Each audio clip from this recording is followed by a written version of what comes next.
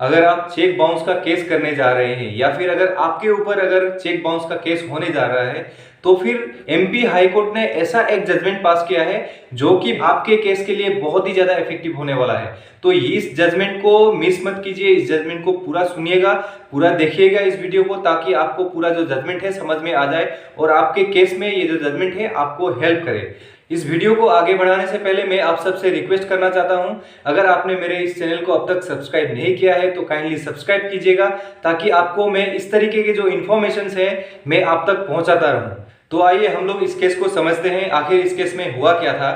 इस केस में क्या हुआ था, कॉम्प्लेनेंट है उनका एक चेक बाउंस हो जाता है। चेक बाउंस होने के साथ साथ वो जो एक्यूज पर्सन है जिनसे उन्होंने चेक लिया था उनको एक डिमांड नोटिस भेजते हैं कॉम्प्लेनेंट, ये बोलकर कि उनका जो चेक है वो बाउंस हो गया है, इसलिए 15 दिन के अंदर वो जो चेक अमाउंट है उसको रिटर्न कर देना चाहिए बोल के कॉम्प्लेनेंट जो है एक्यूज पर्सन को एक नोटिस भेजते हैं। नोटिस मिलने के बाद वो जो एक्यूज पर्सन है वो 15 दिन के अंदर पैसा रिटर्न नहीं करते हैं, इसलिए कॉम्प्लेनेंट जो है एक केस फाइल कर देते हैं सेक्शन 138 एनआई एक्ट का एक्यूज पर्सन के अगेंस्ट में। केस फाइल करने के बाद वो जो एक्यूज पर्सन है उनको कोर्ट से नोटिस मिलता है, समन मिलता है। समन मिलने के बाद वो जो एक्यूज पर्सन है वो कोर्ट में हाजिर होकर एक पिटीशन फाइल करते हैं सेक्शन 142 एनआई एक्ट का। उसमें उनका कहना होता है कि जो चेक में जो डेट है 2019 का दिया गया है और जो कॉम्प्लेन पिटीशन और कॉम्प्लेन का एफिडेविट और जो डिमांड नोटिस है उसमें चेक का डेट दिया गया है 2018 का। तो फिर ये जो डेट है ये पूरे एक साल का डिफरेंस है, इसीलिए ये जो पिटीशन है, ये जो कंप्लेंट केस है ये डिसमिस होना चाहिए, क्योंकि डेट का पूरा अंतर है। चेक में जो डेट है वो अलग है और जो केस में जो डेट है वो अलग है। तो ये जो कंप्लेंट पिटीशन है ये डिसमिस होना चाहिए बोल के एक पिटीशन फाइल करते हैं ट्रायल कोर्ट में।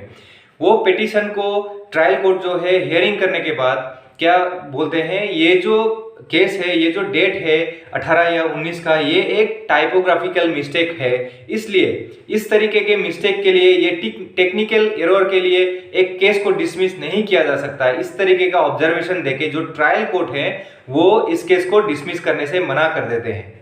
उसके बाद ये जो कॉम्प्लेनेंट है ये एक पिटीशन फाइल करते हैं, उनका जो डेट का मिस्टेक था उसको अमेंडमेंट करने के लिए ट्रायल कोर्ट में। अमेंडमेंट करने के लिए पिटीशन फाइल करने के बाद ये जो ट्रायल कोर्ट है ये इस पिटीशन को अलाउ कर देती है, लेकिन इसमें ऑब्जेक्शन रहता है एक्यूज पर्सन का। ऑब्जेक्शन में एक्यूज पर्सन क्या बोलते हैं कि क्रिमिनल प्रोविजन में, सीआरपीसी में अमेंडमेंट करने का कोई भी प्रोविजन नहीं है। कोई अगर आप केस करते हैं तो फिर उसको फिर से अमेंड, उसको करेक्शन नहीं कर सकते हैं, क्योंकि सीआरपीसी में इसका कोई भी प्रोविजन नहीं है। कंप्लेनेंट ने इसको करेक्शन करने के, इसको अमेंडमेंट करने के लिए जो पिटीशन दिया है उसमें कोई भी सीआरपीसी का प्रोविजन के बारे में भी मेंशन नहीं किया है, इसलिए ये जो अमेंडमेंट है ये नहीं होना चाहिए। इस तरीके का वर्सन होता है एक्यूज पर्सन का, लेकिन एक्यूज पर्सन का जो वर्सन है इसको रिजेक्ट कर देते हैं और जो कंप्लेनेंट का पिटीशन था अमेंडमेंट करने का इसको ट्रायल कोर्ट अलाउ कर देते हैं। उसके बाद ट्रायल कोर्ट का ये जो ऑर्डर है, ये ऑर्डर से नाखुश होकर जो एक्यूज पर्सन है वो चले जाते हैं एमपी हाई कोर्ट में। एमपी हाई कोर्ट में अपना पिटीशन फाइल कर देते हैं। ये जो ऑर्डर था ट्रायल कोर्ट का अमेंडमेंट को अलाउ करने का और जो इनका पिटीशन था केस को डिसमिस करने का उसको भी रिजेक्ट करने का, ये दोनों पिटीशन के अगेंस्ट में, ये जो ऑर्डर के अगेंस्ट में, ट्रायल कोर्ट के जो ऑर्डर है उसके अगेंस्ट में एमपी कोर्ट हाई कोर्ट में एक पिटीशन फाइल कर देते हैं एक्यूज पर्सन। उसके बाद एमपी हाई कोर्ट में ये जो केस लॉज हैं इनका रेफरेंस देते हुए एक्यूज पर्सन जो है अपना आर्गुमेंट रखते हैं और जो हाई कोर्ट है वो भी अपनी तरफ से ये जो जजमेंट है कोर्ट के, सुप्रीम कोर्ट के या फिर अन्य हाई कोर्ट के ये जो जजमेंट है इनका रेफरेंस देते हुए हाई कोर्ट ऐसा एक ऑब्जर्वेशन देती है जो कि बहुत ही ज्यादा इंपॉर्टेंट है।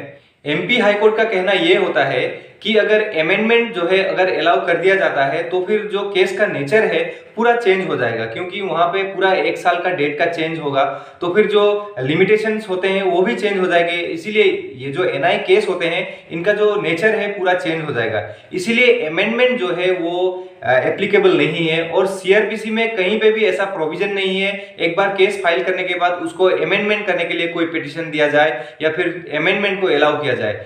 इसलिए जो अमेंडमेंट करने का जो ऑर्डर था ट्रायल कोर्ट का, अमेंडमेंट को अलाउ करने का जो ऑर्डर था वो उसको सेट असाइड कर देते हैं एमपी हाई कोर्ट, और जो एक्यूज पर्सन का जो पिटीशन था हाई कोर्ट में दिया हुआ उसको अलाउ कर देते हैं। तो ये जो केस है इससे हम लोग क्या सीख सकते हैं?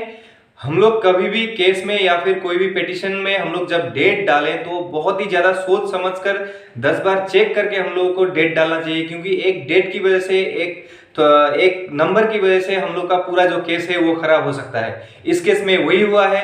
यहाँ पे अमेंडमेंट करने का भी चांस नहीं दिया गया, क्योंकि ये जो मिस्टेक है या जो भी बोला जाए ये बहुत ही बड़ा मिस्टेक है, इसलिए इस तरीके का जो अमेंडमेंट है वो नहीं हो सकता। इस तरीके का एमपी हाईकोर्ट का ऑब्जर्वेशन है और इस केस में जो है 21% का जीत होता है।